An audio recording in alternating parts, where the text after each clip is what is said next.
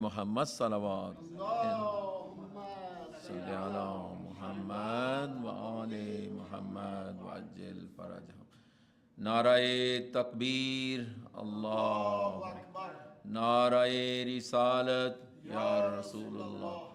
Kulle iman narae haidari. Labbaik ya Hussain. Labbaik ya Hussain. Labbaik ya Hussain.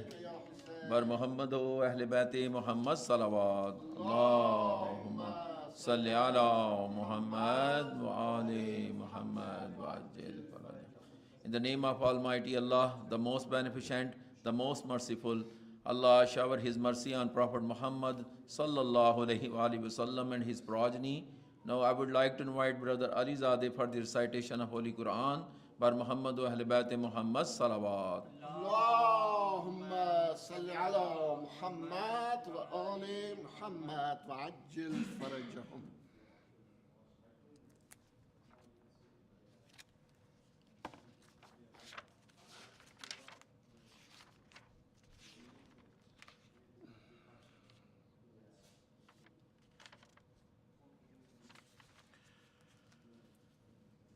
Dear brothers and sisters, Assalamu alaikum wa rahmatullah. We want to start our program today, inshallah, by recitation of a few verses of Quran from Surah Al-Baqarah, from verses 24 until 28. Little bit longer. Okay, good. And I request all brothers and sisters that could you please say loud salawat? Allahumma salli ala Muhammad wa ali Muhammad wa ajjal farajahum. أعوذ بالله من الشيطان الرجيم. بسم الله الرحمن الرحيم.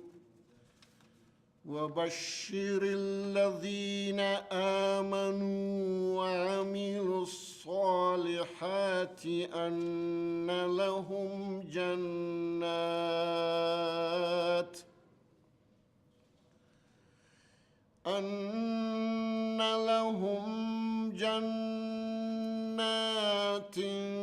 تجري من تحتها الأنهار كلما رزقوا منها من ثمرة رزقا قالوا هذا الذي رزقنا من قبل وأوتوا به متشابها ولهم فيها أزواج مطهرة وهم فيها خالدون.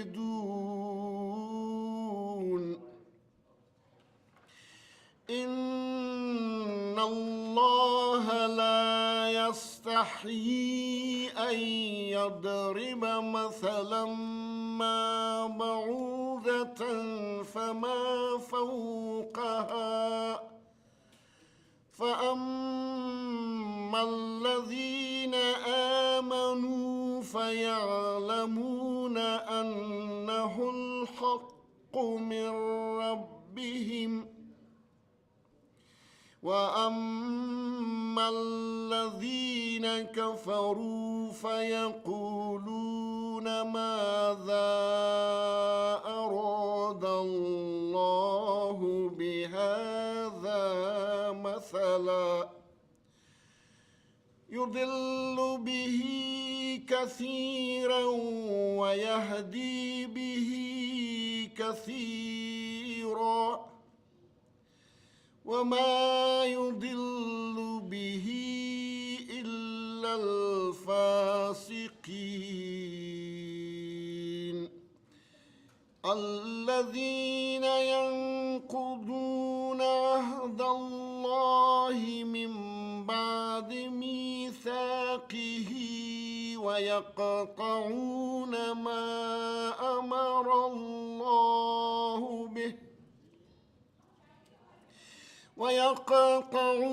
ما أمر الله به أن يوصل ويفسدون في الأرض أولئك هم الخاسرون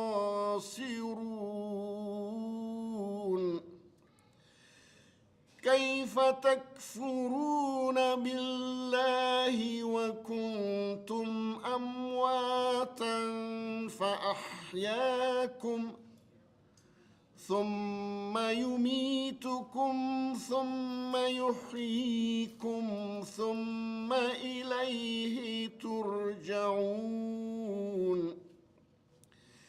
هو الذي خلق لكم ما في الأرض جميعا ثم استوى إلى السماء فسواهن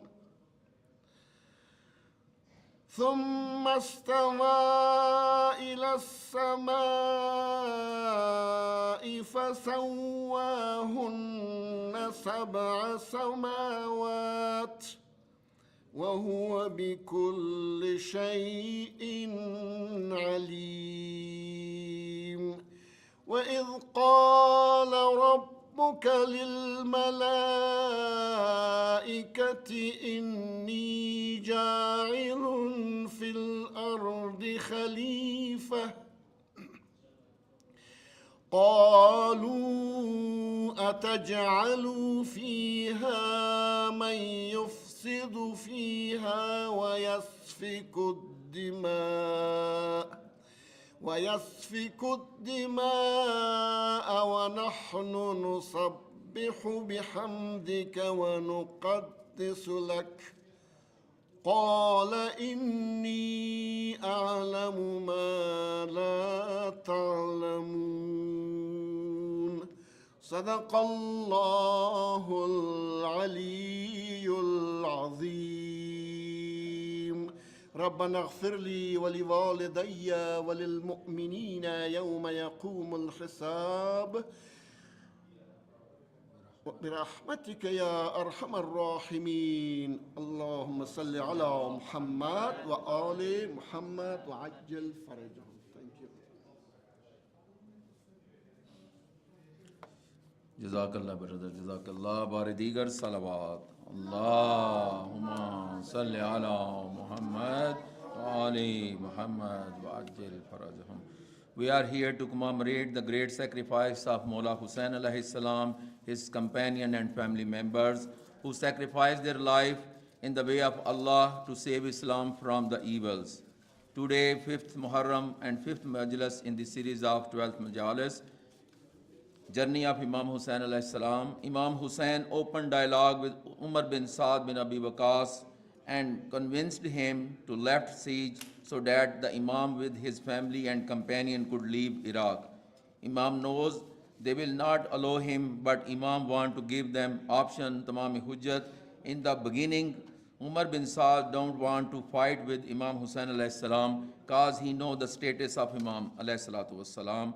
He wrote a letter to Ibn Saad, but Shimar bin Joshan opposed it strongly. Another meeting was set with Umar bin Saad and he demanded, Imam, you can leave Iraq if you pledge allegiance to Yazid Lanatullah alayh.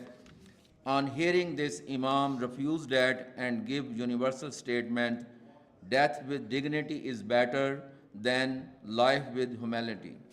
Today, the day of Ono Muhammad alayhi salatu wassalam. On and Muhammad were the son of Abdullah ibn Jafar al-Hashmi and Sayyida Zainab Salamullah alayha. Abdullah ibn Jafar was the son of Jafar Tayyar, the companion of Rasulullah and cousin of Rasulullah, and Jafar Tayyar was the brother of Imam Ali alayhi salatu wassalam. So Abdullah was the nephew of Imam Ali alayhi salam. Well known between the Arabs, a rich merchant, he was loyal to Ahl Bayt Rasul, and Ono Muhammad was not accompanied with Sayyida Zahra, with Sayyida Zainab Salamullah alayha, when they traveled from Medina to Makkah. Just before Imam started his journey from Makkah to Karbala, their father brought them to Makkah and handing them over to Imam and said, since you decided to go and will not allow me to come with you, please take my two sons with you. On will represent his maternal grandfather Ali ibn Abi Talib alayhi salam, and Muhammad will represent his paternal grandfather Jafar Tayyar alayhi salatu wassalam. On and Muhammad were quite young. It is reported that On was about 13-year-old and Muhammad was 2 years younger than On. Inshallah, Maulana Saleem Bhimji will recite the shahadat of both On and Muhammad alayhi salatu wassalam. Bar Muhammad wa Ahl Bayt Muhammad salawat. Allahumma salli ala Muhammad wa ali Muhammad wa ajil farajahum. جب زخم کھا کے بنتے علی کے پسر گرے، جب زخم کھا کے بنتے علی کے پسر گرے، جلتی زمیں پہ تشنا جگر ہوں میں تر گرے، جلتی زمیں پہ تشنائے جگر ہوں کے تر گرے، گل پڑ گیا ہاک پہ رش کے کمر گرے، حسن سن کر حسین قلب و جگر تھام کر گرے، عباس دل پہ داغ علم کھا کے گر گئے، جعفر کے پھول دشت میں مرجا کے گر گئے. بر محمد و اہل بیت محمد صلوات. اللہم صلی علی محمد و آل محمد وعجل فرجہم. Now I would like to invite brother On Muhammad to recite salam. Bar Muhammad wa Ahl Bayt Muhammad salawat. Allahumma salli ala Muhammad wa ali Muhammad wa'ajjil. Digar narae salawat. Allahumma salli ala Muhammad wa ali Muhammad wa'ajjil. برائے خوشنود حضرت محمد علیہ السلام بلند تر صلوات. اللهم صل على محمد وآل محمد وعجل. سروں کو دیکھ کے زینب یہ کہتی تھی اکثر، تمہیں اے اون و محمد یہ مانا روئے گی. سروں کو دیکھ کے زینب یہ کہتی تھی اکثر، تمہیں اے اون و محمد یہ مانا روئے گی.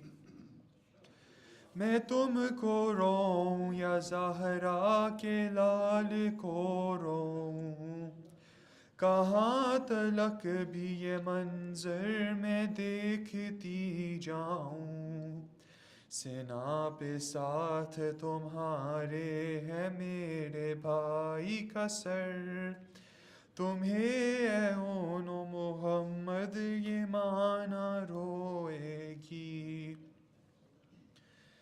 میں پہلے بھائی کی فرش عذاب چھاؤں گی، پلٹ کے شام سے پھر کربلا میں جاؤں گی. میری نظر میں ہے اب تک وہ عصر کا منظر، تمہیں اے اون و محمد یہ مانا روئے گی. اسیر ہو گئی ماتم نہیں کیا میں نے، ابھی کسی کا بھی پرسا نہیں دیا میں نے. بتاؤں کیسے میرے دل پہ چلتے ہیں خنجر، تمہیں اے اون و محمد یہ مانا روئے گی. ابھی تو دینا ہے بھابھی رباب کو پرسا، اجڑ گیا ہے گلستان ام لیلا کا. شہید ہو گئے بے جرم اصغر و اکبر، تمہیں اے اون و محمد یہ مانا روئے گی. تمہارے لاشوں کے میں درمیان سے گزری ہوں، کلیجہ تھام کے پشتے شتور پہ بیٹھی ہوں، خدا ہی جانے کہ زندہ ہوں اب تلک کیوں کر، تمہیں اے اون و محمد یہ ماں نہ روئے گی، میرے لیے تو یہ ایک بات بس خوشی کی ہے، شہید ہو کہ میری لاج تم نے رکھی ہے، نثار تم پہ کی جھکنے نہیں دیا میرا سر، تمہیں اے اون و محمد یہ ماں نہ روئے گی، سروں کو دیکھ کے زینب یہ کہتی تھی اکثر، تمہیں اے اون و محمد یہ ماں نہ روئے گی۔ برائے خوشنوی بی زینب السلام اللہ علیہ بلندتر صلوات۔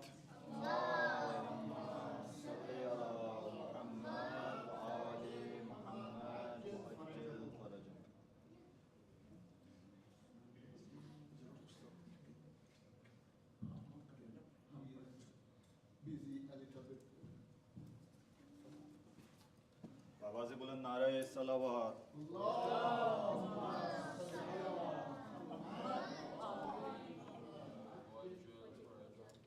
بار دیگر نعرہ صلوات۔ صلی اللہ محمد و آل محمد۔ رنگی ہے خون سے کرب و بلا، دور دور تک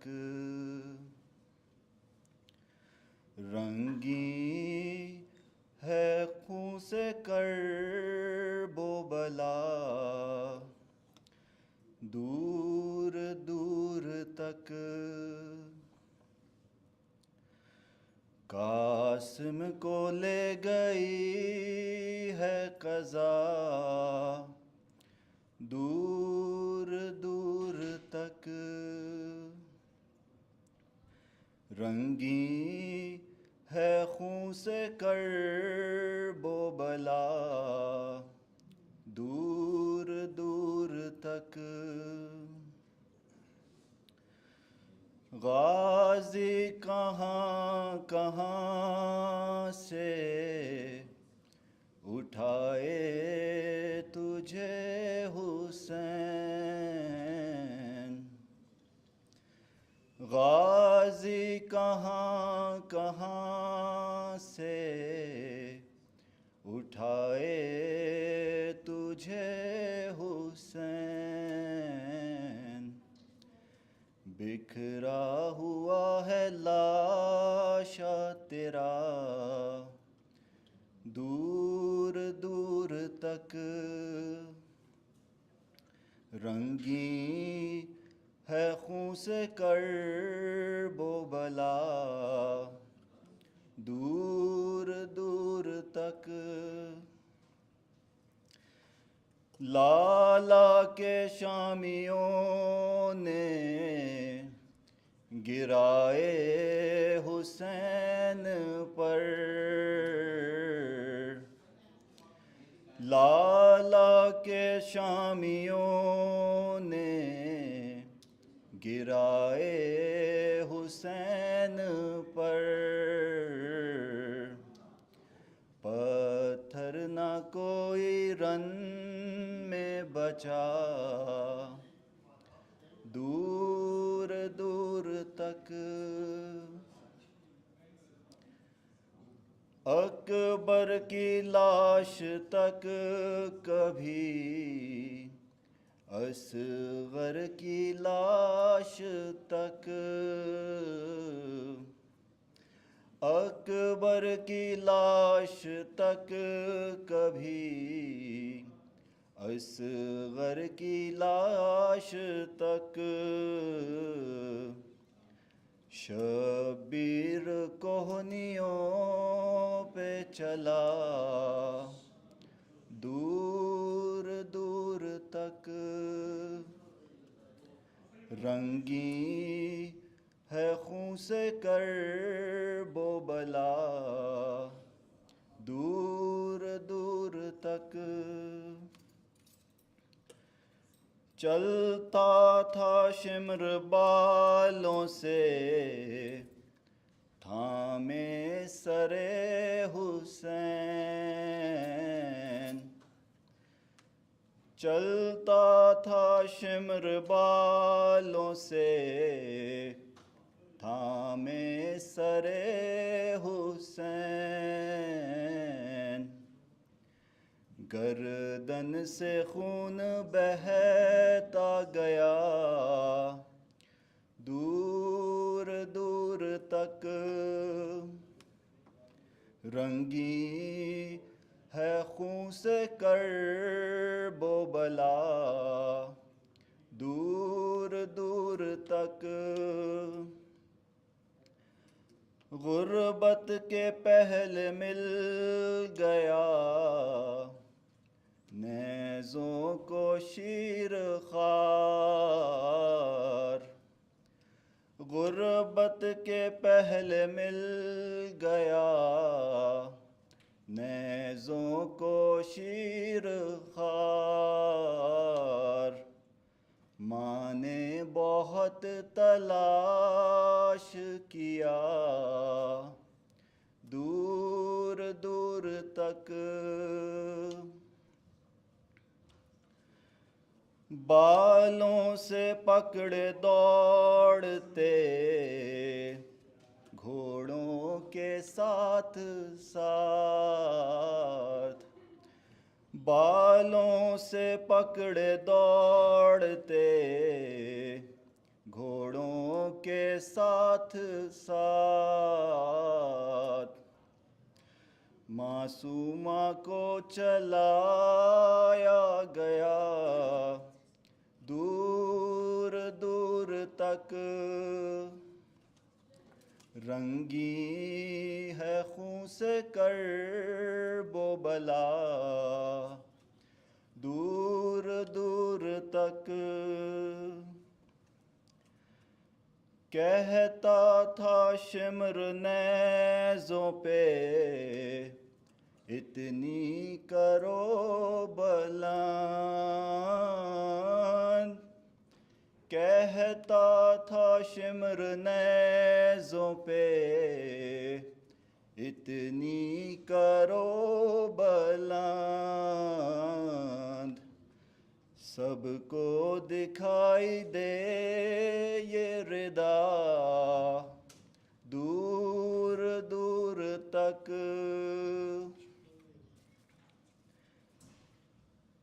زینب نے الحجاب کی مقتل میں دی صدا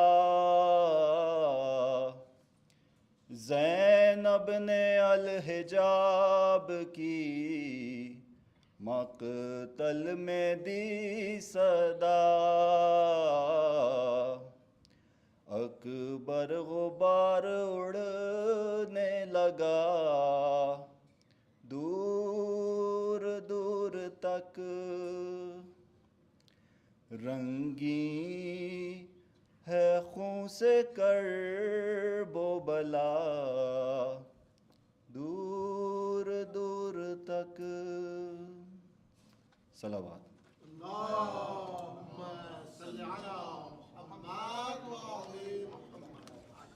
جزاک اللہ برادر جزاک اللہ جنت بنے گا گر تیرا خود آزما کے دیکھ جنت بنے گا گر تیرا خود آزما کے دیکھ فرش عزا حسین کی گر میں بچھا کے دیکھ بر محمد و اہل بیت محمد صلوات اللہم صلی علی محمد و آل محمد وعجل فرجہم. Now I would like to invite brother Hyder Abbas to recite salam bar Muhammad wa ahl bayt Muhammad salawat.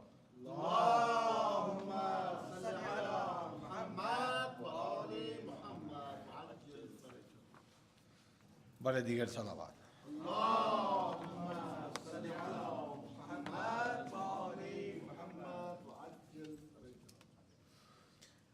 ہے شور کے زینب کے سر آتے ہیں رن میں، روشن ہے زمین شمس و قمر آتے ہیں رن میں، دریائے شرافت کے گوہر آتے ہیں رن میں، شہزادہ اقلیم ظفر آتے ہیں رن میں، تھرائے نہ کیوں دل کے دلیروں کی ہے آمد، ہوشیار خبردار کے شیروں کی ہے آمد، حیدر کی طرح شیر دلاور انہیں سمجھو، شبیر کا ہمدم انہیں یاور انہیں سمجھو، جانو جگر زیغ میں داور انہیں سمجھو، دریائے شرافت کا شناور انہیں سمجھو، ہاں زور دکھائیں گے یہ خالق ولی کا، دودھ ان کی رگوں میں ہے بھرا بنت علی کا، وہاں فوج میں یہ غل تھا ادھر رونے کی تھی دھوم، لب پہ دعائیں تھیں کہ یا خالق قیوم، بیٹوں کو پہناتی تھی کفن زینب مغموم، دونوں ہوں نثار قدر میں سرور مظلوم، وہ وقت نہ آئے کہ بہن بھائی سے چھٹ جائے، شبیر کی ہو خیر کمائی میری لٹ جائے، گھبرا کے درے خیمہ سے زینب یہ پکاری، اولاد مجھے تم سے زیادہ نہیں پیاری، سر ننگے میں نکلوں گی جو تم جاؤ گے واری، بتلاؤ کہ میں ان کی ہوں عاشق کے تمہاری، میدان کی طرف قاسم بے پر بھی نہ جائیں، تلواروں میں عباس دلاور بھی نہ جائیں، زہرا کی قسم کچھ مجھے بیٹوں کا نہیں دھیان، وہ آئے تو وسواس سے ہو گا دل پریشان، بھائی پہ تصدق ہوں یہی ہے مجھے ارمان، صدقے کو نہیں پھیر کے لاتے ہیں میں قربان، خود روں گی پر شاہ کو غم کھانے نہ دوں گی، لاشا بھی اٹھانے کے لیے جانے نہ دوں گی. یہ ذکر ابھی تھا کہ ستم گار پکارے. ٹکڑے کیا معصوموں کو تلواروں کے مارے. لو شاہ کی ہمشیر کے فرزند سدھارے. وہ لوٹتے تھے خاک پہ دو عرش کے تارے. پامالی کی لاشوں کو اب اسوار بڑے ہیں. بچوں کے سر اب کٹ کے سنانوں پہ چڑھے ہیں. بچوں کے سر اب کٹ کے سنانوں پہ چڑھے ہیں. خوش ند محمد وآل محمد صلوات.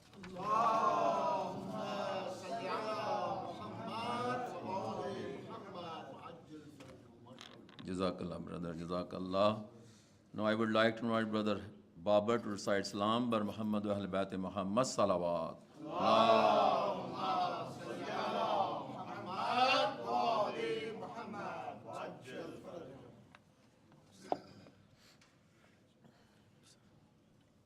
درود پڑھے محمد و آل محمد بلند ہے.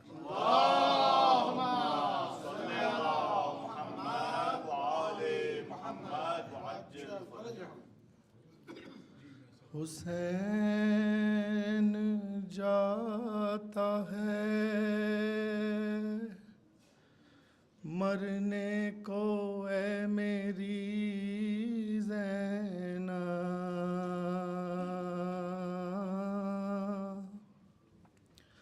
قریب آ گیا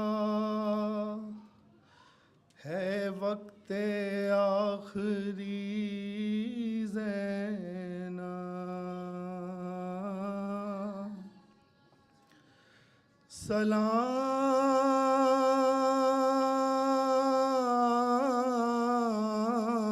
سلام تم پہ اے بابا کی لاڈلی زینب.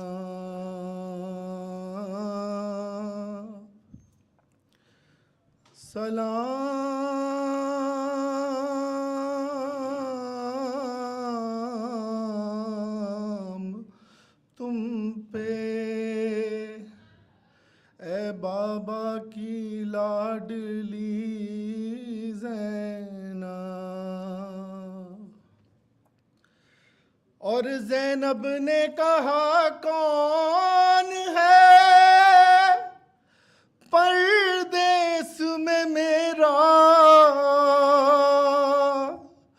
کیوں جاتے ہو تم چھوڑ کے بھیا مجھے تنہا. ارے زینب کو ہر ایک موڑ پہ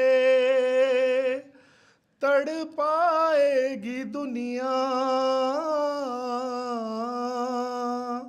یاد آؤ گے بھیا ہے، یاد آؤ گے بھیا. ارے یاد آئے گا بھیا مجھے ارمان تمہارا.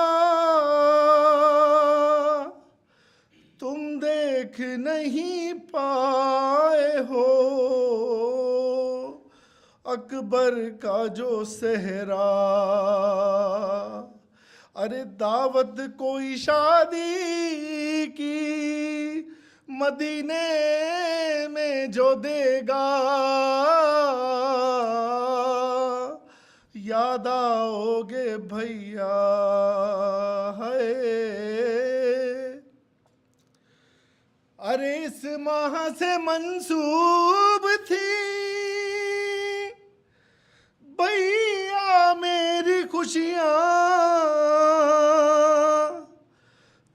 سب سے بڑی عید میری تیسری شعبان، شعبان کے جب چاند کو دیکھے گی یہ بہنا یاد آؤ گے بھیا۔ ارے کتنا تھا خیال آپ کو پردے کا برادر، ارے لے جاتے تھے تم رات کو اماں کی لحد پر، اب دیکھے گی زینب کے کھلے سر کو یہ دنیا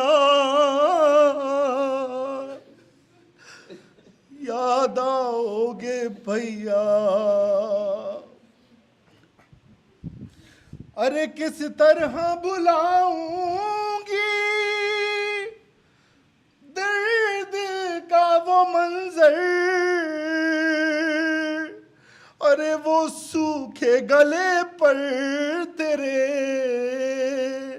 چلتا ہوا خنجر، زینب کو نظر آئے گا جب بھی کوئی پیاسا یاد آؤ گے بھیا۔ اور بعد آپ کے ہوگا میری غربت کا یہ عالم، اس وقت غریبی بھی کرے گی میرا ماتم، ارے سادات کو جب راہ میں دے گا کوئی صدقہ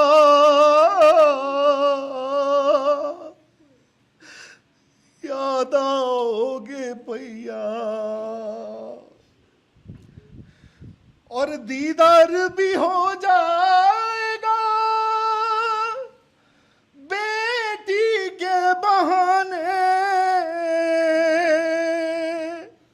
ارے کیا شام کے زندان میں آؤ گے سلانے، سوئے گی نہیں جب میری لوری سے سکینہ یاد آؤ گے بھیا۔ درود پڑھیں۔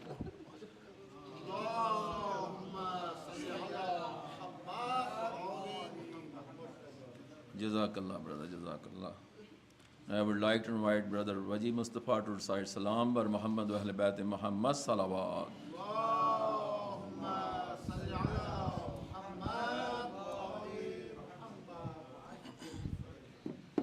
پردگار صلوات.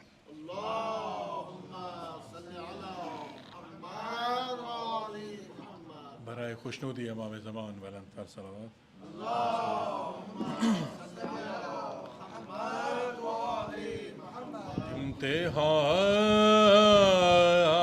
امتحان عاشقی میں کیف پاتے ہیں حسین، امتحان عاشقی میں کیف پاتے ہیں حسین، امتحان عاشقی میں کیف پاتے ہیں حسین، کیسے کیسے کیسے مشکلوں اور غم اٹھاتے ہیں حسین. لا فتح الا علیہ، لا سیف الا ذوالفقار، لا فتح الا علیہ، لا سیف الا ذوالفقار. کہتے جاتے ہیں فرشتے، بڑھتے جاتے ہیں حسین. امتحان عاشقی میں پر محمد و آل محمد صلوات.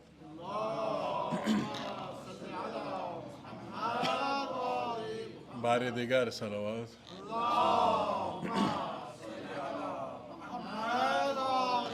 گواہ ہے اس پہ رب اکبر، حسین جیسا کوئی نہیں ہے. گواہ ہے اس پہ رب اکبر،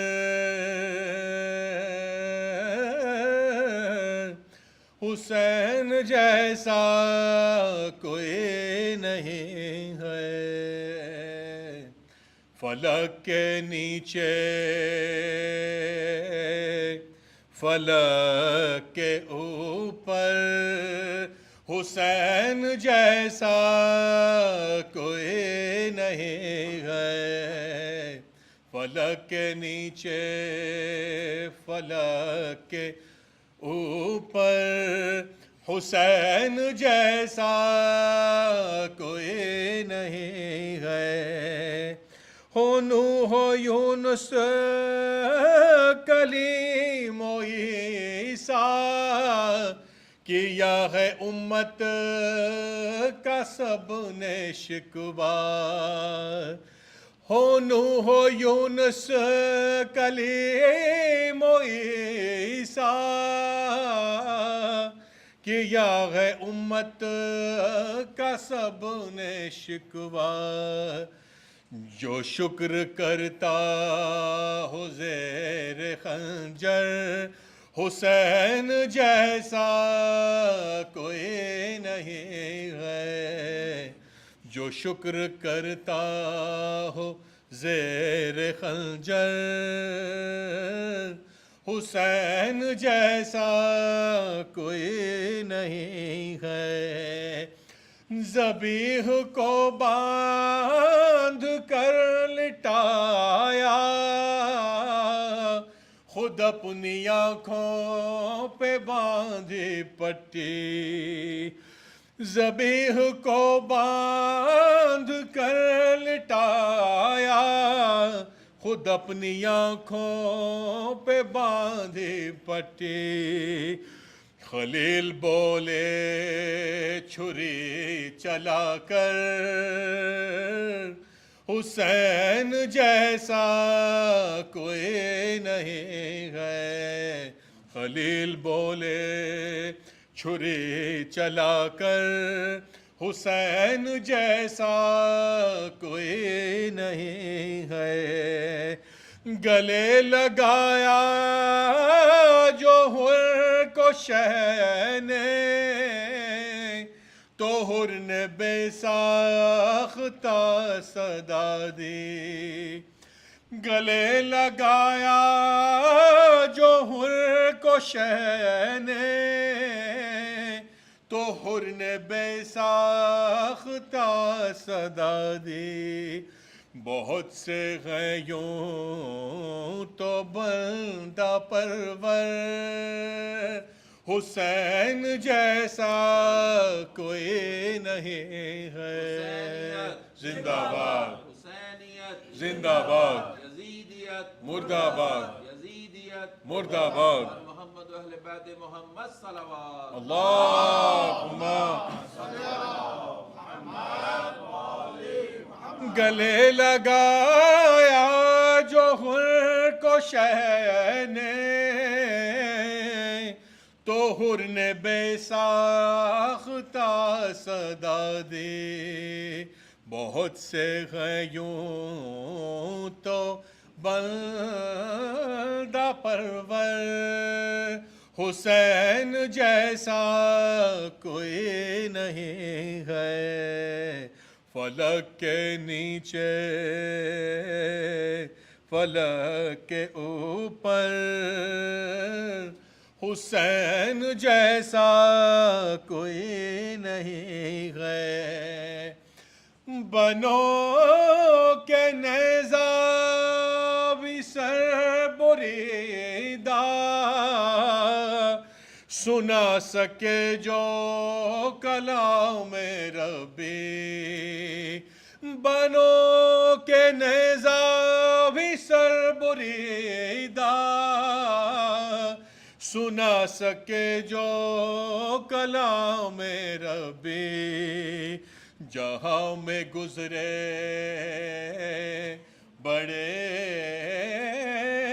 सुखनवर हुसैन जैसा कोई नहीं है जहाँ में गुजरे बड़े सुखनवर हुसैन जैसा कोई नहीं है हुसैन की माँ ने अपने महशर में मातमियों को जब बुलाया हुसैन की माँ ने अपने महशर में मातमियों को जब बुलाया हसन से बोले ये सिबते जाफर हुसैन जैसा कोई नहीं है गवाह है इस पे रब्बे अकबर हुसैन जैसा कोई नहीं है बर मोहम्मद आल मोहम्मद सल्लल्लाहु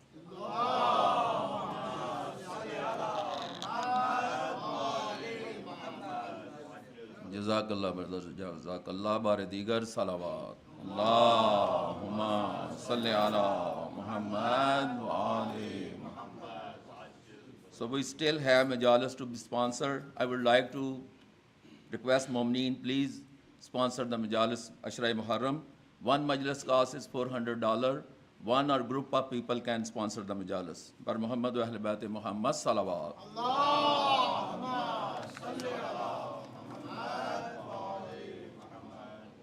Today majlis and tabarak is sponsored by brother Ali Zadeh and his family, brother Zulfikar Ali, brother Ijaz Shah, brother Ali Raza. Request for Surah Fatiha for their marhumeen and marhumeen of Hazreen Majlis Ma'as Salawat. Allahumma salli ala Muhammad wa ali Muhammad. Bismillahir Rahmanir Rahim.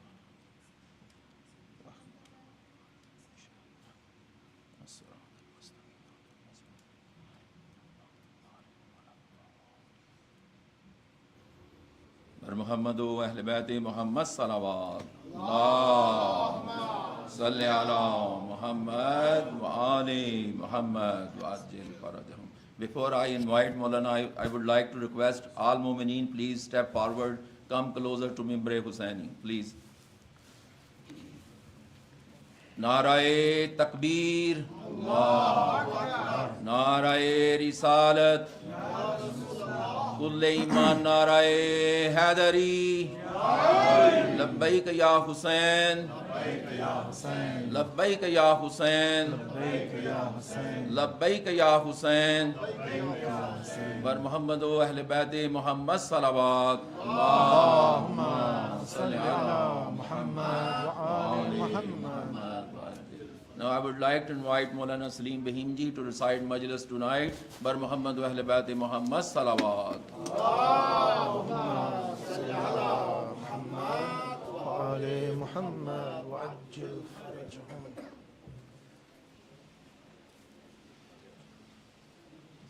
برائے خوشنودی امام زمانہ بلندتر صلوات. صل على محمد وآل محمد وعجل فرجهم. تكبير الله نعرہ رسالت يا رسول الله. ہر جوان ابو تراب علی نعرہ حیدری برائے خوشنودی امام زمان بلندتر صلوات. اللهم صل على محمد وآل محمد. Before I begin this evening, I was just asked to make one announcement on behalf of the executive committee that there was some vandalism found in the men's bathroom upstairs. I think if you saw the WhatsApp, there was at least one photo posted. There was other vandalism that happened in the bathroom. So just as a reminder for all of us, that when you vandalize this center or anywhere but this center in particular, this is obviously a disrespect to the legacy of the Ahlul Bayt alayhimus salam. This is a disrespect to everybody, actually everybody that comes to these majalis who uses this center. It shows that we don't care for one another. Obviously it takes time and money in cases to also repair the vandalism, to cover it up. And so I would just, as a reminder to the parents, after the majlis night on your way home or when you're at home, we don't know who did it, but it was obviously somebody from this community or somebody who was in one of the majalis probably yesterday. Just to have a brief conversation with your children, to stress upon them the importance of respecting the Hussainiyah, of respecting the facilities, and to make sure that these things don't happen again. Again, it's a strain on the community, and again, it's something which is obviously a show of disrespect to the legacy of Abu Abdullah al-Hussein alayhi salam. With that, let's continue on with one salawat upon Muhammad wa Ali Muhammad, please.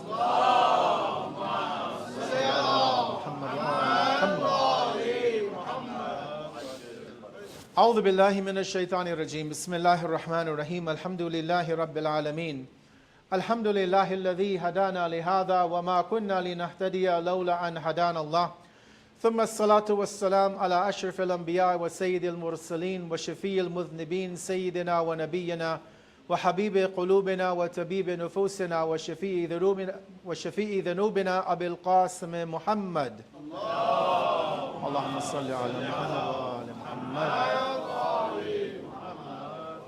والصلاة والسلام على أهل بيته الطيبين الطاهرين المعصومين المظلومين المنتجبين لا سيما مولانا وسيدي صاحب العصر والزمان روحي وأرواح العالمين له الفداء وعجل الله تعالى فرجه الشريف ولعنة دائمة على أعدائهم من الآن إلى قيام يوم الدين أما بعد فقد قال الله الحكيم في كتابه المبين بسم الله الرحمن الرحيم نحن نقص عليك نبأهم بالحق إنهم فتية آمنوا بربهم وزدناهم هدى صدق الله العلي العظيم. For the hastening of the return of our 12th Imam, for the fulfillment of all our legitimate desires with Allah, and for the greatest of desires, which is to be in the company of Abu Abdullah alayhi salam, one salawat upon Muhammad wa Ali Muhammad. Allahumma salli ala Muhammad wa Ali Muhammad. My dear brothers and sisters in Iman, assalamu alaikum wa rahmatullahi wa barakatuh. أعظم الله أجورنا وأجوركم بمسابنا بأبي عبد الله الحسين عليه الصلاة والسلام. Once again, I begin by asking Allah to grant us all a great reward as we commemorate the tragedy of Karbala. As we begin in these nights to remember the tragedy of the day of Ashura, what happened to Abu Abdullah and his companions and his family and friends.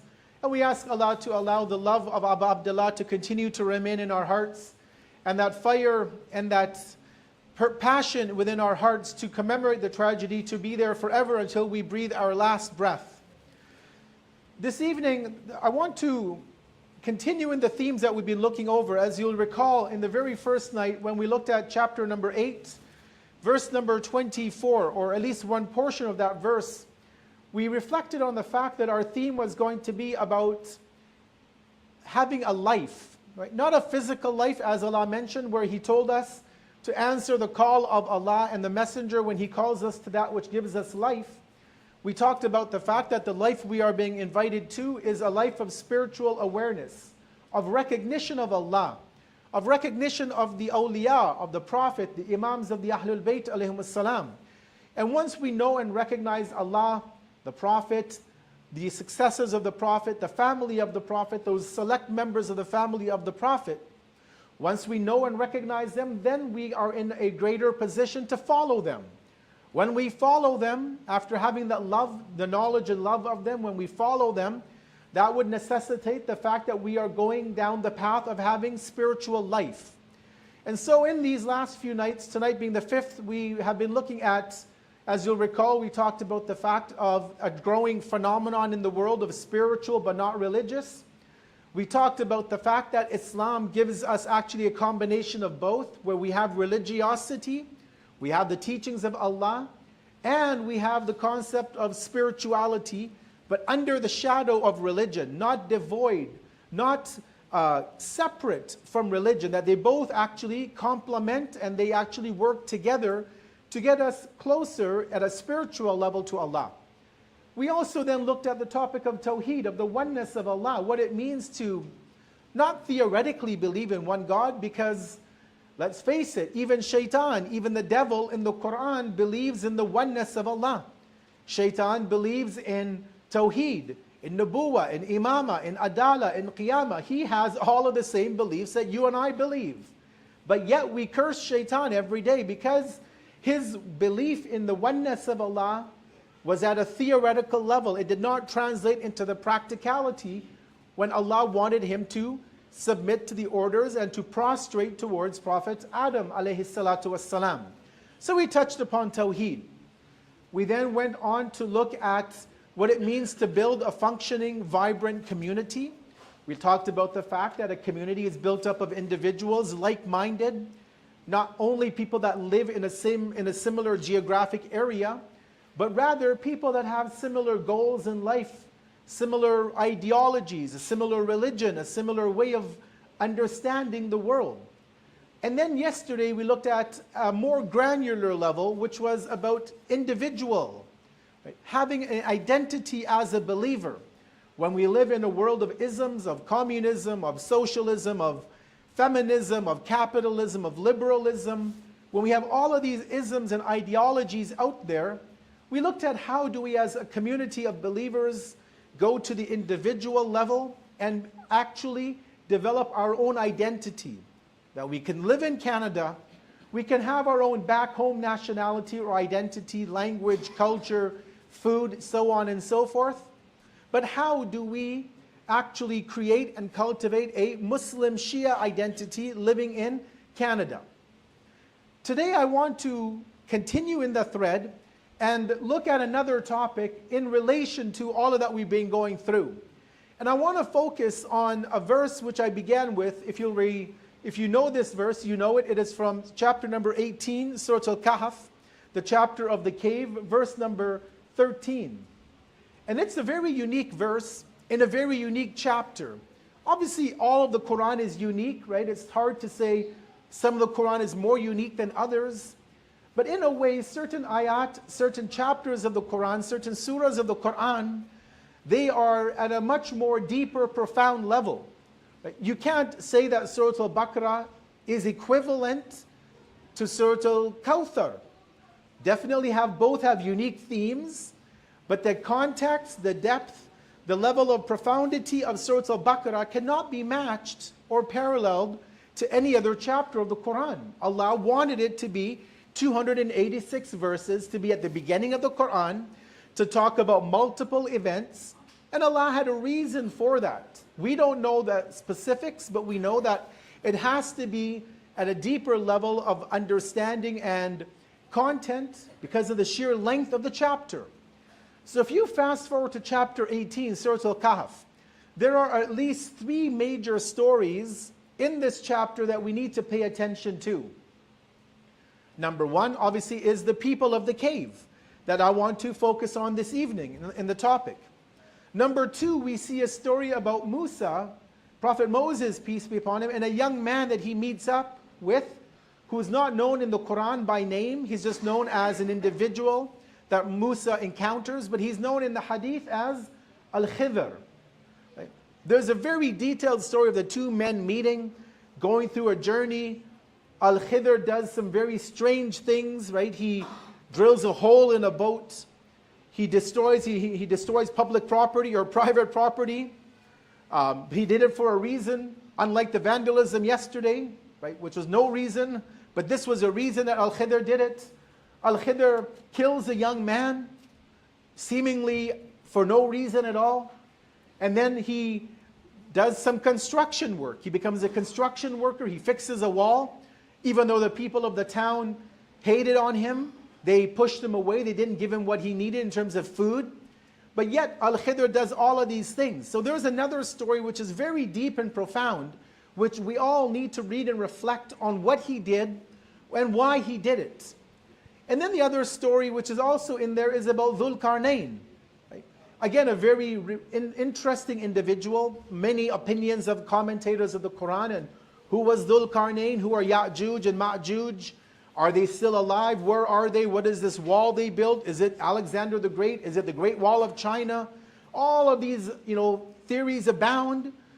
But again, another important story of the Quran, along with so much more in Surah Al-Kahf. So let me go back to the verse. I'll just give us a translation. I want to go on with the event, and then I'll come to the theme for tonight, which incidentally is the youth of today and Imam al-Mahdi.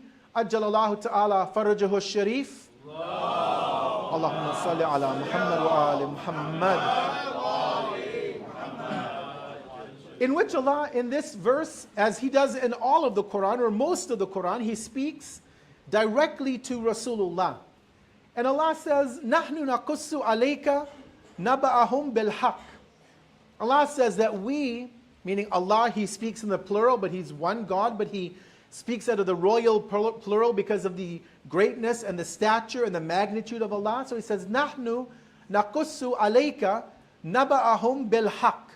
We relate to you, you here being the prophets, their story in truth. So what Allah is about to tell the Prophet in Surah Al-Kahf, which is not found in the Old Testament, in the book of the Jews, it's not found in the Bible, in the New Testament, the book of the Christians, although there are some other books of other traditions, of the Greeks, of the Romans, of the Persians, of maybe even of ancient India, that may contain this story in its own way and fashion. But Allah says what we're going to tell you in the Quran is bil haqq. It's the reality. It's not a fable, it's not a story, it's not a made-for-TV documentary drama. No, it's the truth of what actually happened. And then Allah says to the Prophet, after He tells him that this is a story we'll relate to you, He says, إِنَّهُمْ فِتْيَةٌ آمَنُوا بِرَبِّهِمْ وَزِدْنَاهُمْ هُدًى. That indeed these people that we're going to tell you about were fitya, they were youth. Fitya is the plural of fatah. Like we have la fatah illa Ali, la saif illa zulfikar. So fatah is the singular, fitya is the plural. So Allah says, we're going to tell you the story of a group of men, of young men, who believed in their Lord, who had iman, who had conviction in their Lord. And so as Allah said, that we increase them in their guidance. We help them on the path because they were helping themselves. Because they were on the path of servitude to Allah. Allah says we helped them, we increased them, we allowed them, we facilitated their continuation down the path. Now, what is the story of the people of the cave? I want to go through this in a few minutes, because then it will help us to be able to tie in the theme for tonight, which is the youth of our community and our connection, or their connection, to the 12th Imam. Now, the youth who are of the cave, these young men who were in the cave. Now, first of all, we don't know the number. The Quran says, was there 3? Because they had a dog with them. The Quran says, was it 3 and the 4th is their dog? Or was it 4 and the 5th was their dog? Or was it 5 and the 6th was their dog? And Allah says, you know what? It doesn't matter at the end of the day. Whether there's 3 or 5 or 7, it doesn't make a difference. So let me just mention here this, on a side note, that this is one of the things that a lot of times people get fixated on, right? We want to know specifics about religion. And sometimes we have to realize that Allah doesn't want us to know specifics. He wants us to take an order and follow through with it.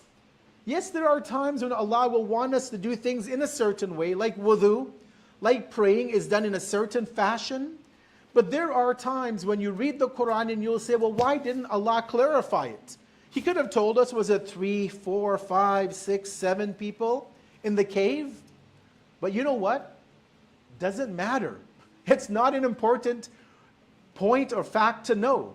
And we live in a world today where people have to know facts for no reason at all, right? Just to be the life of a party, you can know all these random facts and throw them out. But a lot of times we go deep into things where there is no need to go into the depth. You know, a very prime example is of Bani Israel.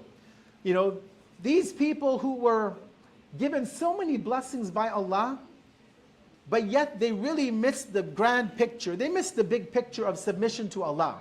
You look at Surah Al-Baqarah, the story of why it's called Surah Al-Baqarah is because of the story of the cow.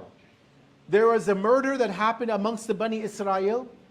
They don't have forensics, they don't have DNA, they don't have, you know, CSI to go and run tests and figure out who killed that Bani Israel person.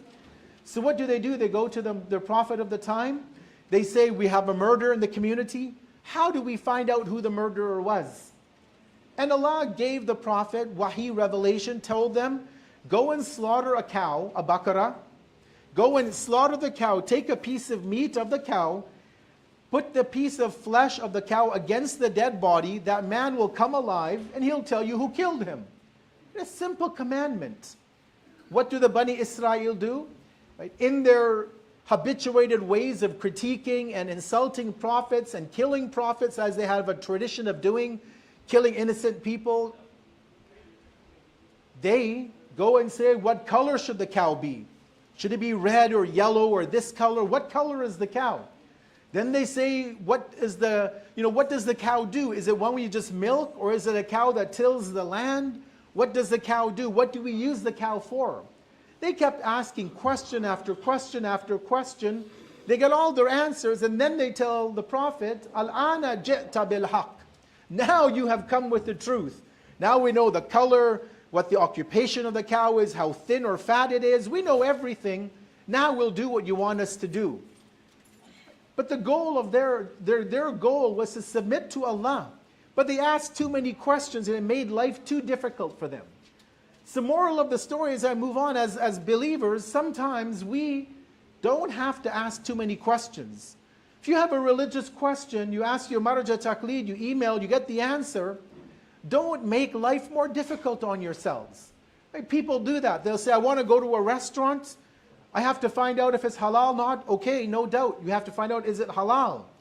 But now do you go and say, well, let me go find out who cooks the food. Is it a Muslim? If it's a Muslim, is it a Shia or a Sunni? If it's a Shia, are they from this group? Are they, I don't know, from this village back home? What do they believe about the Imams?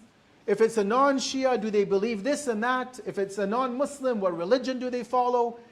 Do they touch the food with their hands? Do they not touch it with their hands? No, don't ask all the questions because you don't have to. Just, if the food is halal, go and order and sit and eat and enjoy. Don't go and ask 180,000 questions about who's cooking and all the religion the man follows and this and that and how practicing they are. Just enjoy the food as the Maraja have allowed us, and don't ask. And so Allah tells us this, even in this story, Surah Al-Kahf, if you read between the lines. Allah didn't tell you and I how many people were in the cave because it didn't matter at the end of the day. So what does matter is the story. These young men, however many they numbered, they live at a time about 300 years after the time of Prophet Isa, Prophet Jesus alayhi salam. So about 1700 years ago from today, we're in 2024, these people lived around 250 to 300 of the Common Era. So about 1700 years ago. Young men, they kind of on the periphery knew one another, but they weren't good friends with one another. But they lived at a time where there was a lot of corruption in their particular region. The governor, the king, the ruler of the time, the emperor was an idol worshiper. And so majority of society worshipped idols. They were not following one God. And so these young men, although again very separated, they weren't related to one another, they weren't friends or family. One day, one of the young men leaves the town because every year they would have annual festivals of worship of the gods. And one of them leaves the town, sits under a tree, and is contemplating the corruption of his society. He can't deal with all the corruption that he sees out there in the world.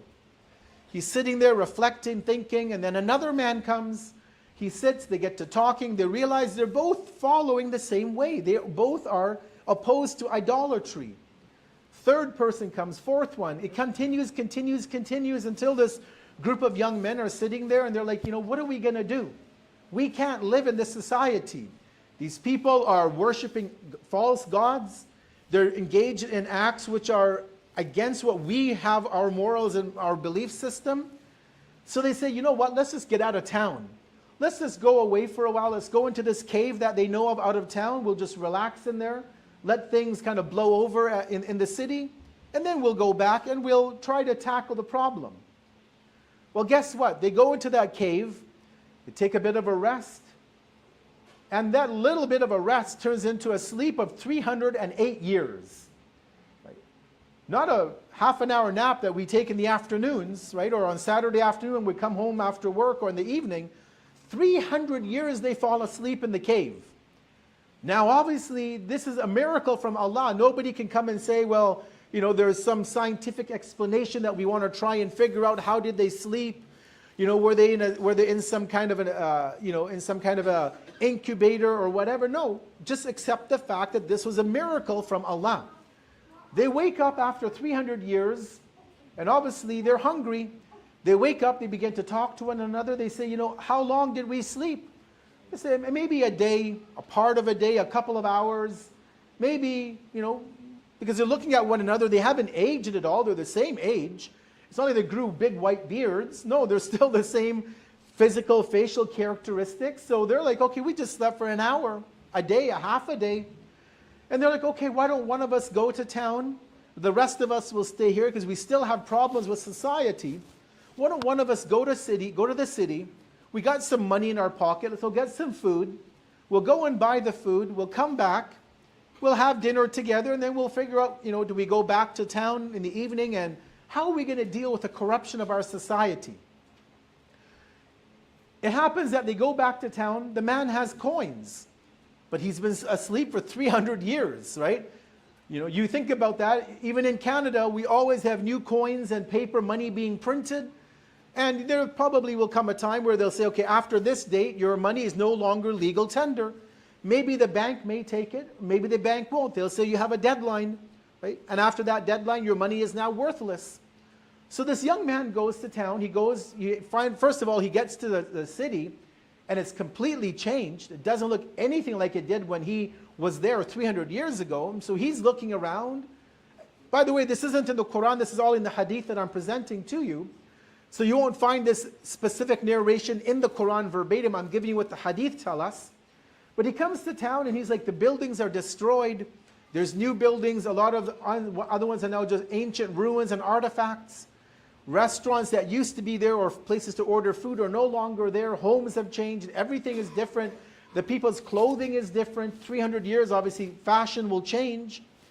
And he's confused. He says, what happened to me? What happened to this entire society? Well, again, to make this very long story short, he meets a person. He takes him to a place to get some food. He gives the man the coins. And the man says, these are not what we use today. Where did you get them from? He thinks, the man thinks that these must be from they dug a hole and they found some ancient buried treasure. So anyways, they keep pressing, and they find out, talking to the emperor of the time who was a believer in one God. He was a monotheist, one who believed in Tawheed. Turns out that they realize that this man, who was now 300 years later coming to town, that he is the same person that their ancestors used to talk about. 300 years back, they used to mention, there was a group of youth that were completely not in line with the ideology of the emperor of that time, and they took off, and we don't know where they went. And the people realized that somehow, by some miraculous way, these people, this young man, and maybe if the others who are alive, these are those people that we were hearing stories about 300 years ago. That story continued on. So to move on, they say, let's go to the cave. We want to meet the rest of your friends. And it ends up happening that cave, that person goes in.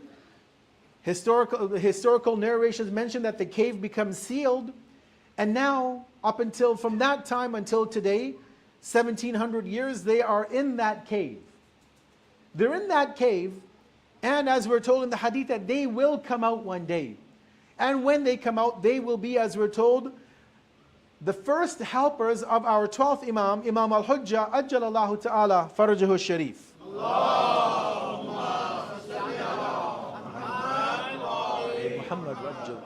Now the reason why I had to bring this story in that detail is really one or two lessons to take as I can move on, which is that those men, and they could have been women if Allah wanted them to be, but they're men, but our talk for tonight will be gender neutral. But Allah said that they were men, they were youth rather, who believed in their Lord. So we increased them in guidance. And that's what I want to look at tonight, is guidance of the youth. Right? These were people who lived in a society that was corrupt. Today, arguably, we live in a society that is corrupt. Yes, they didn't have TikTok and Instagram and Snapchat when this story was happening, but they had their own level of corruption in their society at that time that these young men and people in general had to deal with. Their answer, their solution was not necessarily what we would do today. They actually physically fled, went into a cave, and Allah protected them. We don't have that luxury today. Unless you live in Vancouver, then you can go into the mountains and hide in a cave, but that doesn't solve the dilemma. Because as believers, Muslims, we are expected to live in society. We are expected, I would say, to live in an ocean of corruption, but ensure that we don't get caught up in the waves of deviation. You look at the life of the Rasulullah when the Prophet was in Mecca, you read the stories of how corrupt Mecca was, it'll blow your mind. Right? Forget about the fact that daughters were buried alive. That was one level of human depravity. But they tell us that when a man and a woman were married, and when the husband or father passed away, what would happen to the wife? The son would inherit his mother to be his wife. She was property that was transferred from her husband to her son. We're told in the historical references that Hajj at the time of the Prophet was done, like today we wear ihram, we cover our body. At the time before Islam, when people did Hajj, they did it with no clothing on whatsoever. That was the level, and more than that was the level of moral corruption of society. At least today in our communities, people wear clothes when they go out, even in the summer. But can you imagine living at the time of the Prophet, seeing Mecca, seeing Masjid al-Haram, this house of worship that was the first house of worship, Inna awwala baytin wudi'a linnas lalladhi bi Bakkatan mubarakan wa hudan lil alamin, as Allah says, that this is the first house of worship built for humanity in Bakka, and a guidance for the world. And the Prophet has to see the corruption in Mecca, has to see how low humanity has steeped to. So the Ashabul Kahf, they didn't have that level of corruption to deal with. They had other societal evils as we have today, but they gave us one way to be able to counter the negative currents. And inshallah, as we go on tonight, I'll try and further give us a bit more guidance from the hadith, again on the topic of the youth and Imam al-Mahdi, Ajjalallahu Ta'ala, Farajahu Sharif. Salu ala Muhammad wa ali Muhammad. Allahumma salli ala Muhammad wa ali Muhammad. One of the first things I want to mention, as we see in the hadith, is about the companions of our 12th Imam. Unfortunately, as I was reflecting on tonight's majlis, I would say, even though Abu Abdullah alayhi salam we say he was madloom, right? There's no doubt he was madloom. But I would say that sometimes I feel our 12th Imam is maybe even more madloom than Abu Abdullah. when it comes to the Rasulullah, we have a whole week of majalis, of gatherings. When it comes to Muharram, we have not only these 10 days, but all the way to 9th of Rabiul Awwal, 69 days, 70 days of Azadari. But then you say, how much do we talk about our 12th Imam? It's literally 1 day a year, because he's not Shaheed, so we only have his Walada, 15th of Sha'ban.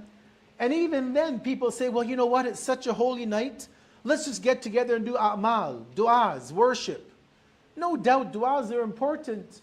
But as I've reminded communities I've been to, du'as are mustahab, but seeking knowledge is wajib. And we have 1 day a year we spend on the 12th Imam, and even then, we relegate that night to du'as, to reciting this du'a and this act of worship and that act of worship. I'm not saying they're not important, but at the end of the day, how much time do we dedicate in 365 days to talk about our 12th Imam? Just reflect on your own. Wherever you've been, whether in Saskatoon or Toronto or back home, in 1 year, how many majalis did you attend in Imam Barga that were specifically about the 12th Imam? How many? I can probably count in my years, 1 a year. And that's the 15th of Sha'ban. And even then, it's a part program. How many books have we read about the 12th Imam? Although scholars tell us that out of all of the topics within Islam, about Tawheed, about Nubuwwat, Imamat, about all of the various themes, we're told, scholars, contemporary scholars say that the most number of books written on any topic is about Imam al-Mahdi, Ajalallahu ta'ala farajahu sharif. Allahumma salli ala Muhammad wa ala Muhammad. And so when we begin to open these books of the Imam, or watch the lectures, or listen to discussions, and partake in community programs, we begin to put together a unique picture of the 12th Imam and what his entire movement will be about. One of the things is that we know that as of today, he's over 1,200 years old, right? So one of the questions that people ask is that when the Imam's Dhuhr takes place, will he look like an 80-year-old man? Like a 2,000-year-old man with a big white beard and white hair, walking with a cane or in a wheelchair, right? With Alzheimer's and all of these things? No, hadith actually tell us that when his Dhuhr takes place, he will look like a young man. And the hadith say between 30 and 40 years of age is what he will look like. So Allah is putting him in a particular state where he won't have aged like you and I will age. He'll be between 30 and 40 years old. And actually, incidentally, I read a hadith by one of our scholars, the late Sayyid Sadruddin as-Sadr, in his book on the 12th Imam. Unfortunately, I couldn't find the actual Arabic reference or the actual text of the hadith. He just paraphrased the hadith in his book. But he mentions that hadith tell us that one of the reasons why a majority of people, maybe us Shia, will tell the Imam to his face that you're a liar is because he looks too young. We don't expect a leader of a community to be a young man, right? We tend to think of our presidents as being 60, 70, 80 years old. We think our community leaders who run our organizations and our Islamic centers, they should be 50, 60, with a lot of experience and gray hair, which shows that they have learned a lot. And so the hadith says that many people will say, you're not the imams, you look too young. How can an imam be 30, 40 years old? But people said that to Imam Jawad, didn't they, alayhi salam? Right? When a young boy comes and he says, I'm the imam, people say, no, you can't be the imam. You're too young to be an imam. You're too dark-skinned to be the imam. People accuse the 9th imam of being too black, right? And they didn't want to believe in him as the imam. They said, you're too young. Right? They brought up all these excuses. And that's an excuse that even our global community will bring up when the 12th imam comes back. You're too young to be a leader of the ummah.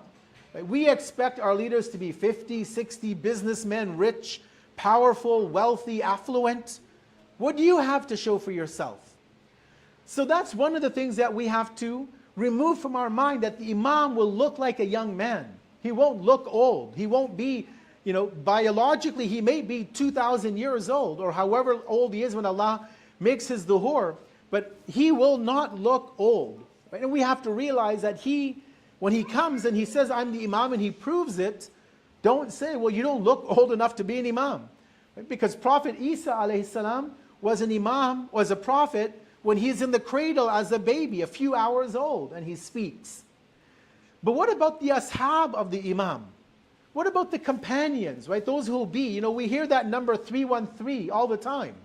And incidentally, out of the 313, 50 of them are women. So our sisters, you know, don't think you're left out of the picture. 50 of you have the potential to be in that first line of the 12th Imam. When the Imam makes his dhuhr, and he is in Mecca, and the call comes in the hadith I'll mention, out of the 313, 50 are women who will be there. So it's not a man religion, it's not a religion or a movement of the Imam al-Mahdi alayhi salam only for the men. Yes, the majority are men, but 50 are women. That's a point to keep in mind. But we have a hadith from Imam Ali alayhi salam.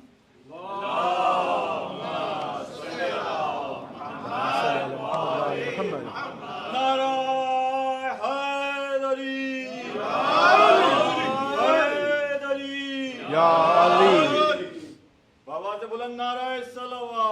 Allahumma salli ala Muhammad wa ali Muhammad. What does Mawla Ali say about the 12th Imam's companions? He says in the hadith, Ashabul Mahdi shabab, la kuhulun fihim. He says the companions of the Mahdi are all youth. There are no old people amongst them. And then he says, Illa mithla kuhl al-ayn wa milh fil zad wa aqallu zad al-milh. He says that the companions of al-Mahdi are all youth. There are no old people amongst those companions, amongst the 313, except, he says, in a small number. And the example he gives there too, he says the amount of kohal that a person puts in their eyes. You know, if you go to the Middle East, maybe India, Pakistan, and I know maybe Iran, Afghanistan, same, is women and even men use kohal. It's like an eyeliner, but it's got therapeutic benefit. It's got actually in the hadith, even men are encouraged to use it. There's actually benefits for men as well, but men don't usually wear eyeliner. It looks bad in our society. People think you're over there a bit, so I don't advise you to wear it in public here in the West. But the Imam says that the number of old people in the army of the Imam, if there are old, he says it's the amount of that kohal that would be in the eye, very little. Or the amount of salt that a person travels with. You know, back in the day when people traveled, or maybe even nowadays when you go for a picnic, right, your wife, or we live in an equal world, the husband will cook food, you'll cook your kebabs and your nihari and your biryani, and you'll take all of that, you'll take all the food with you to the picnic, and maybe you'll take a small container of salt, just enough if you want to add a bit on, or start your meal with salt, which is mustahab. But you're not going to carry, you know, a 5 liter or 5 kilogram bag of salt with you to a picnic. The Imam says the amount of seniors or old people in the army of the Imam is like that small amount of salt, just a little bit you put on top, right, for a bit of flavor. But the majority will be youth. Now, what is the definition of youth and old? I don't want to, you know, go into that because, you know, that might make people depressed. So, well, I'm old, what, you know, where does that leave me? No, but don't worry, you know, if you and I are old and we have that intention, Ya Allah, if I were to live to the time of the Imam, I'd love to be there and be in his service, then inshallah, Allah will accept that dua. And as we read in the dua known as the dua of al-Ahd, the dua of the promise that we're told to read every morning, if we were to die before the dhuhr of the Imam, and we read that dua every day, and we try to practice the teachings, and Allah will bring us to life from our grave. Our kafan will be our armor. We'll be ready to support and help the Imam. So don't worry if you're 50 or 60 or 70 or 80. Have that javani, have that youthfulness in your outlook of life. Have that wish and desire that, Ya Allah, if I don't make it, bring me back to be with the Imam. And inshallah, Allah will accept that dua with one salawat upon Muhammad wa ali Muhammad.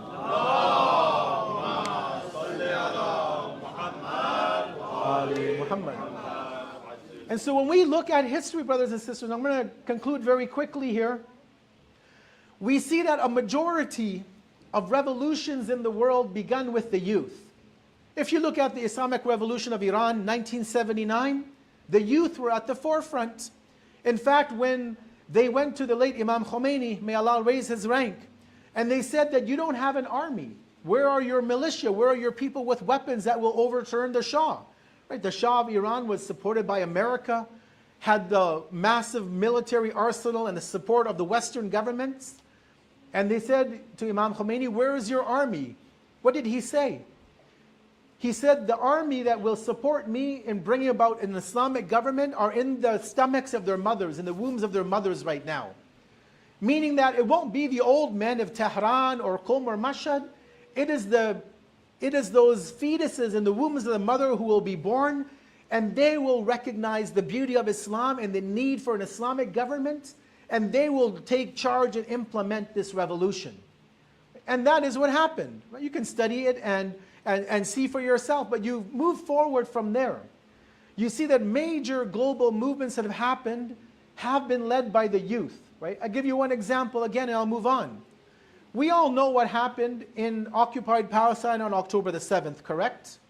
We know the attack that happened, and I'm not here to exonerate that group that launched the attack. If they killed innocent people, we disassociate from them. We don't support any group blindly just because they're a resistance movement. We don't say, no, if they did wrong, we have to stand up against them and say they did wrong. But that's not my point. But when October 7th happened, what was the response of the world? When the bombing started and Gaza was being bombed in the north, and they were told, okay, all you in Gaza in the north, go to the south. They went to the south, they were bombed in the south. They were told to go to Rafah, the refugee camp. They went to Rafah, they were bombed. They went to the hospitals, they were bombed. They went to the schools, they were bombed. Right? Today, according to the Lancet in America, they say that possibly over 140,000 people have been killed. Not 50,000, which is kind of the official number, but impartial non-Muslim observers are saying maybe over 100,000 are dead. My point is that when all of that happened, and there were protests happening around the world, right? Coast to coast in Canada and America, as far as Korea, people were protesting, in Japan, all around the world, who was leading that movement? It was the youth. You look at TikTok, right? Youth were putting together videos on TikTok and they were spreading like wildfire. In fact, if you remember from those days when I was watching TikTok and the videos coming in my feed, there were tens, if not hundreds of non-Muslims who were converting to Islam. They were saying, what is it about Islam that is giving the Palestinians all this resilience? And they said, oh, these people are Muslims. What is Islam? They bought the Quran. They read the Quran. Many people converted and they gave their shahadat online. And they're still on TikTok posting content. This was the youth doing it. You look at all these universities from Columbia in New York to U of T to even University of Saskatoon I was reading, and UBC and U of A in Alberta and in Texas. All of these universities, protests were being set up by the youth. It wasn't the 80-year-old people who were having a protest at university campus. It was the young men and women, Muslim and not, who were standing up for the rights of the Palestinians. Right? So again, the concept of the youth taking charge and leading revolutions and movements shouldn't come to us as something foreign. And when the 12th Imam returns and the revolution begins, guess what? It's going to be the youth again who are going to lead that movement to that ultimate state of the utopian society of the 12th Imam, bringing about a government of justice and equality. And it will be at the hands of the youth that they will work with the Imam who will look like a youth to bring about the government of al-Muhammad alayhim as-salatu was-salam. Allahumma salli ala Muhammad wa ali Muhammad. Because time is moving very fast, I'm going to end with one or two points. One is another hadith that we have, this one from the 6th Imam, about how the youth will be, or maybe I could say that when the dhuhr happens, because a lot of things are going to happen. Again, I don't have time to talk about the signs or signs that we have to know will happen before the Imam. And you and I as a community have to study these signs, because if we don't, we will be misled. There are people out there today claiming to be the son of the Imam, the representative of the Imam, and they're misleading people by the thousands, literally, right? With their YouTube channels, with their publications. So what does the hadith tell us about how will be the state of the Shia youth when the Imam makes his duhur? Because he'll make the call. What will end up happening is that there will be a young man, again ironically a young man, known as either the Nafs al-Zakiyah or the Sayyid al-Hassani, who will be making the proclamation on behalf of the Imam that the Imam, his ghaiba has ended, his duhur is now beginning. He'll make a proclamation in Mecca between the Rukn and the Maqam. He'll be killed. And that person will be again a youth of the community that the Imam will entrust to deliver the message in Mecca. But then the hadith says from the sixth Imam, and I'll just read the translation here. He says that while the Shia youth, while the young Shias are asleep on the roof of their homes, because again, you keep in mind in the Middle East, people can sleep on the roof of their house. Don't try that here. You'll fall off your roof. But there they have flat roofs. In the summer, you sleep on the roof because of the heat. The hadith of the Imam says, while the young Shias are asleep on the roof of their homes, they will suddenly gather in Mecca to see their master, the 12th Imam. In a single night, those 313 will gather in Mecca without any prior arrangement. So there's a supernatural phenomenon that will happen. They won't have to book a ticket and have a visa for Saudi Arabia and go through customs and immigration. No, through a miraculous way, Allah will take those 313 from wherever they are, the men and women, they will be transported. As they were sleeping, they'll wake up and they'll be sent to Mecca, and then they'll begin to work with the 12th Imam. Youth. Not me, I'm past my youthful days. But they will be youth of maybe this community, maybe another community in Canada. But they will be youth that will be taken to the Imam in Mecca, and they will begin to start that revolution with the 12th Imam. Again, guidance and hope for the youth that they will be in that position to represent, inshallah, this community. And then the hadith and our scholars talk about what are the qualities these men would have or women would have. They have to have knowledge of religion, as I talked about last night. They have to be good administrators, because these 313 are not soldiers. They're not foot soldiers. They're not working on the ground. They're going to be the administrators of the government, right? And so even our ulama say that these 313, they have to have administrative capabilities. And one of the scholars makes a point that they have to be so adept and knowing of the world that they could be the head of an entire country. Now think about that. How easy is it to run a country? It's probably pretty hard. But if we give our youth the ability to run a jamaat, a community like this, we empower our youth to become presidents of our communities and secretaries and treasurers and program organizers and whatever other positions we have, then they're going to develop those skills that the Imam needs from them. Right? But we have to empower the youth. We have to give them, we have to show that we trust them to run our organizations, to run our communities. If the Imam is going to trust them to run a country, what, we can't trust them to run a community organization, to hold a program, to run an event? If the Imam is going to trust them, then that means that as a community, we have to empower our youth, young men, young women, to take charge of our communities and to lead them towards the 12th Imam, Imam al-Hujjah, Ajjalallahu Ta'ala, Farajahu Sharif.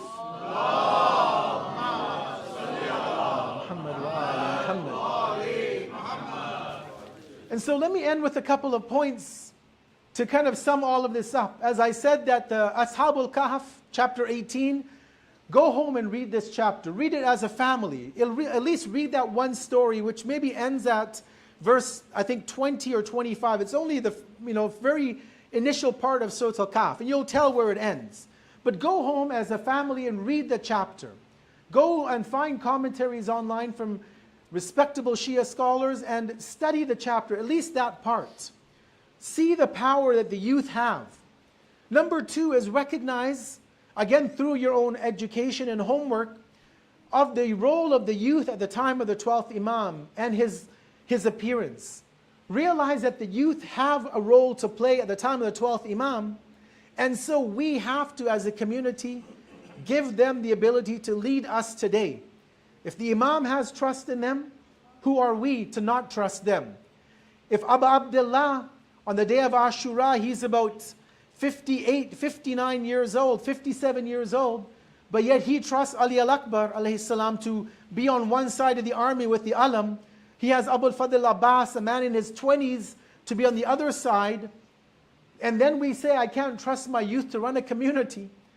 But Imam Hussain trusted the youth to run his army on the day of Ashura. He didn't say we're going to wait for Habib and Muslim ibn Awsaja and the 50, 60, 70-year-olds. Let them come and run the military campaign, and all you young boys, you take a back seat and you follow the orders of the old men. No, Abu Abdullah gave the youth the authority. He put them up front, that you run the show. You run the military campaign under my orders. Yeah, he was there to oversee the day of Ashura and well before. But the fact that you have Ali al-Akbar, you have Abu al-Fadl Abbas, you have others who were there to be the flag bearers, the alamdars of that army, that should show us right there that the youth have potential. The youth have potential. We have to give them that right to lead. And they'll make mistakes, no worries. Let them make a mistake. That's how we all learn. That's how we all grow and mature. We all make mistakes in life. Maybe you're at work and you make a major mistake and you cost the company millions of dollars. They're not going to fire you instantaneously. You'll learn from that mistake. And as a community, we have to allow our youth to learn from their mistakes, and it'll make them stronger believers, both men and women. And I end with one last point, was that, when we give our youth this, when we give them the ability to lead us into the future, because we have to, let's face it, right? All of us who have a bit of white hair, and I have more white hairs every day when I look in the mirror, I know I'm going to die. I mean, we're all going to die eventually. But we told in the hadith that if you want to know, if Allah is going to send you a messenger of when you're going to die, look in the mirror and look at your white hairs. That is a message from Allah that your time is coming close. Right? So we know we're all going to die. All of us in this room will eventually die. But those who are older, 50, 60, we're a bit closer to death. So these communities have to continue, programs have to continue, the majalis have to move on. Let's train the youth from today, give them that ability to lead, to organize the programs, give them ownership of the majalis, right? Make them feel welcome, make them feel like they are needed in our community, because we'll go and they will take our place. They'll bury us, right? It's the youth who will bury the old ones, probably, and we have to equip them to learn all of these skills. Again, as Abu Abdullah showed us in Karbala, that the youth played a prominent role. And I'll end with a few words of Masahib about two young men that we commemorate tonight that were young in the truest sense of the word young. Young, sometimes people think, well, you're a teenager, you're 18, 19, 20 years old. But on the day of Ashura, brothers and sisters, there were two young boys. Historians are differencing about their age. They were maybe anywhere from 9 to 13 years old, we're told. And these are Own and Muhammad.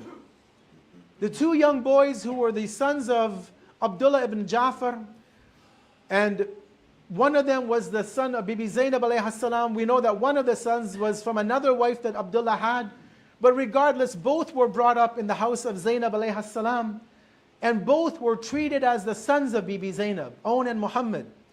Two young boys who were barely, again, anywhere from 9 to 13 years old. The historical accounts mentioned, the books of Maqtal say that when Bibi Zainab alayhi salam was given the right by her husband Abdullah ibn Ja'far al-Tayyar to go with Abu Abdullah to Mecca, that the boys were still in Medina with him.